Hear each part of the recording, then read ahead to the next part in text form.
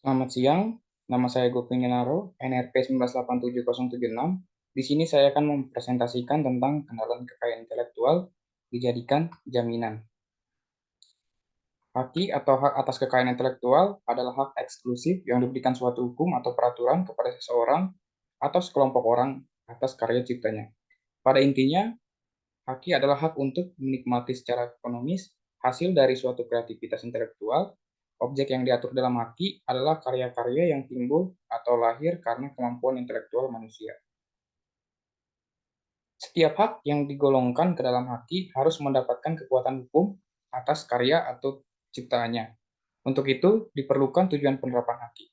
Tujuan dari penerapan haki yang pertama yaitu antisipasi kemungkinan melanggar haki milik pihak lain.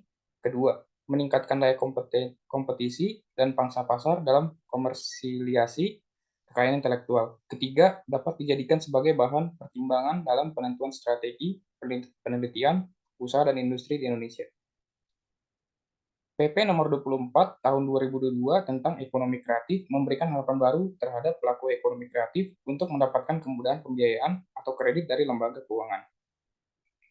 Pasal 7 ayat 1 disebutkan bahwa pembiayaan berbasis kekayaan intelektual dapat diajukan oleh pelaku ekonomi kreatif kepada lembaga keuangan bank atau lembaga keuangan non-bank.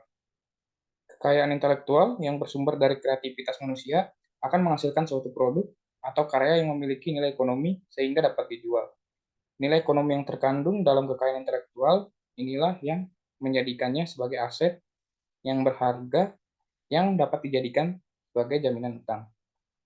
Selanjutnya yaitu pertimbangan kendala kekayaan intelektual dijadikan jaminan, yaitu HKI sebagai benda memiliki karakter yang berbeda dengan benda menurut BW. Kedua, tidak ada patokan untuk menentukan nilai ekonomi suatu HKI. Ketiga, dalam hal ini, debituran prestasi terdapat kendala eksekusi mengingat karakter HKI yang berbeda dengan benda menurut BW. Selanjutnya, karakter HKI sebagai benda yang berbeda dengan umumnya yang dikelompokkan dalam hak cipta, hak merek, dan hak paten. Untuk hak cipta terdiri dari unsur hak moral, hak ekonomi, hak moral yang melekat dan bersifat abadi, yang artinya hak cipta tidak dapat dialihkan. Lalu kemudian untuk merek, merek ini dimiliki oleh yang memohonkan pendaftaran merek untuk membedakan produk, baik barang atau jasa. Kemudian, pembuat produk belum tentu pemilik merek karena boleh jadi digunakan berdasarkan lisensi atas bahkan karena pelanggaran. Kemudian, mengenai hak paten. Hal ini melindungi klaim atas invensi, bukan produk.